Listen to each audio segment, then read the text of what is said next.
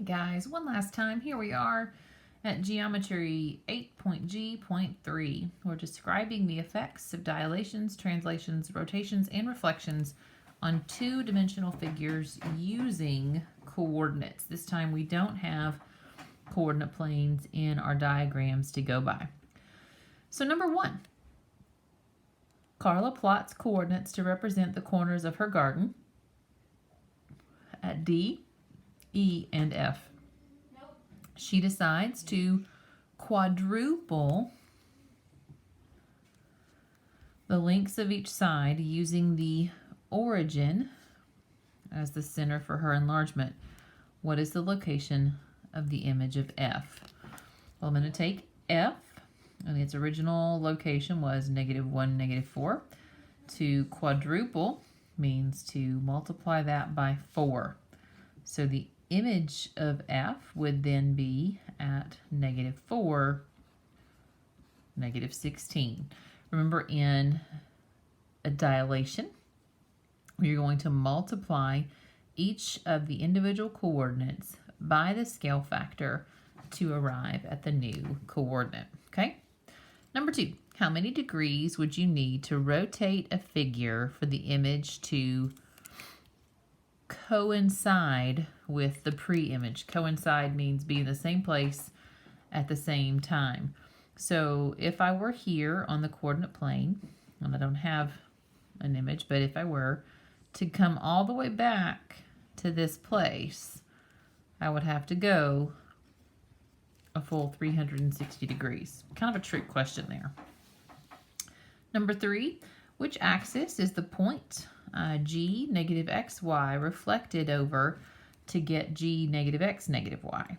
So we went from G being at a -x value and a positive y value, and the image of G is at a -x value and a -y value.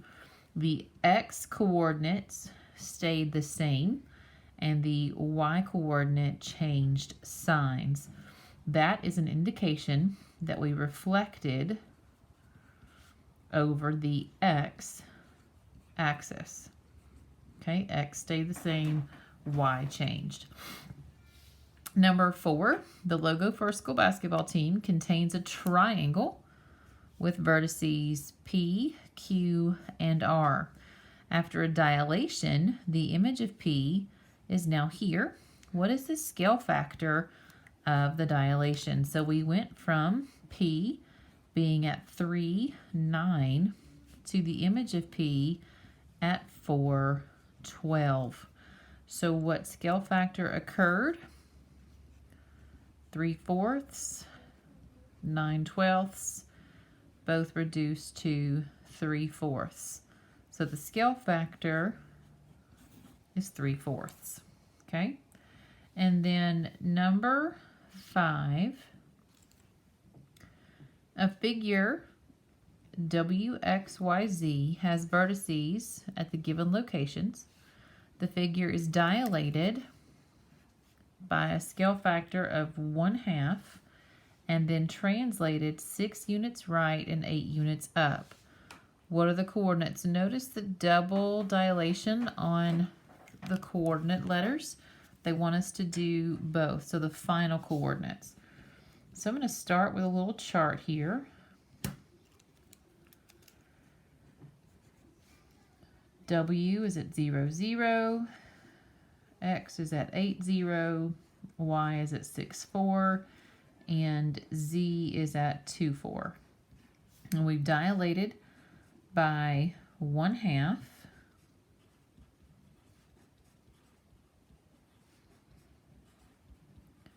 So that the image of W would be still at 0, 0. The image of X would be at 4, 0. The image of Y at 3, 2. And the image of Z at 1, 2. And now we are going to add 6 and 8. And the reason we're going to add 6 and 8 is because we're going 6 units to the right. To the right is in the positive direction on the number line, so we're adding, and 8 units up. and up would be in the positive direction on the coordinate plane.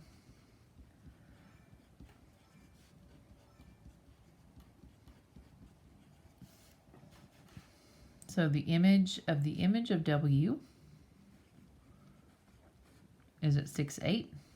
The image of X is at 10, 8. The image of Y is at 9, 10. And the image of Z is 7, 10. And there you go. So I've done, got a little quick series of videos here of 8G1, 8G2, and 8G3. If you've got questions on any of those, you want clarification, don't hesitate to reach out in any way. Tomorrow I will come back and do Thursday's daily math, and I will do 8G4 and 5, and I'll go ahead and do 6 as well. I'll probably do all of those in one video instead of separate. And then on Friday, I will do Friday's daily math along with 7, 8, and 9. Okay? So in the meantime, be safe, be well, enjoy the outdoors, do some reading, do some work, help your mom around the house, you know, all that good jazz. Be good.